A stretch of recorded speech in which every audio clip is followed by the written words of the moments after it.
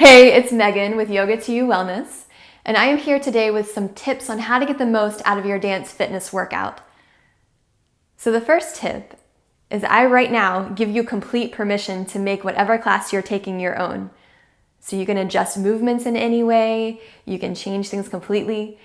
Basically, as long as you're not disrupting anybody else, it doesn't really matter, and as long as you're moving and having some fun. And you never know who you're inspiring by moving in your own way. The second tip is to focus more on how you feel than how you look. There can be a tendency in dance fitness especially to try to look like the instructor or try to look like that person in the front row.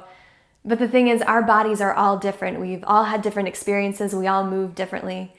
And I'm not going to look like the instructor. I'm not going to look like that person. And you know what? They're not going to look like me. And that's amazing. Like, we all move differently. We all look differently. It's really more about how you feel as you move. So give yourself the freedom just to let go, have some fun. Again, you might inspire somebody else to do their thing. And the second part of that, most people are in their own heads worrying about how they look, and they're focusing on the instructor. They're not even watching you. So really, dance like no one is watching. That is a great saying. The third tip, if you want to add intensity to your classes, there are a couple ways to do this. You can add arms to your movements. So let's say we're doing a basic grapevine. If I add some arms here, I can get a lot more out of this. I'm adding a lot more power behind the movement. You can also take low moves lower and high moves higher. So if I'm bending into the knees and we're doing a little bringing that knee in type of action, if I take it even lower, that raises the intensity. It makes it harder on me. Same goes if we're doing a little step knee. If I lift the knee higher, that's going to increase the intensity.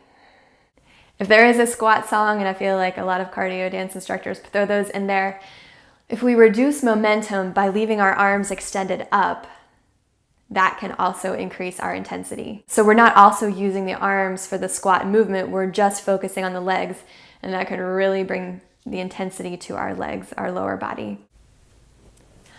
And another way to increase intensity is to actually stop in between each song. Take a pause.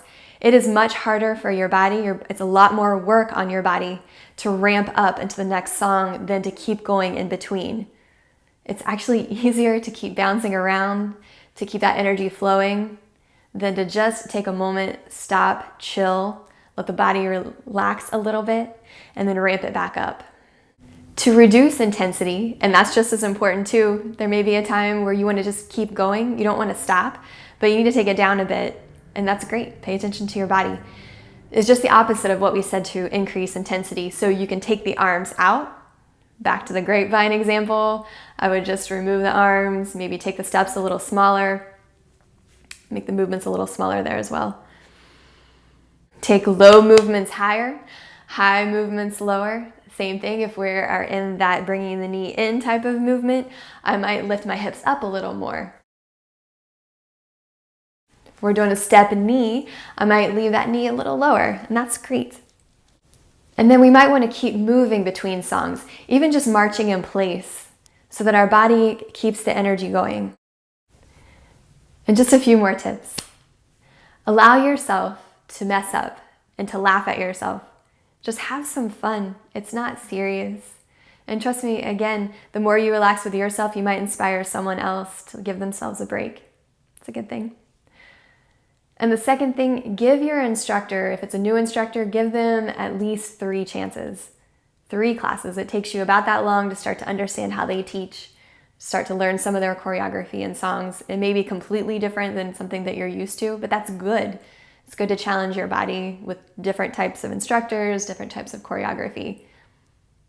The more we use the brain, the more we challenge the body with that too.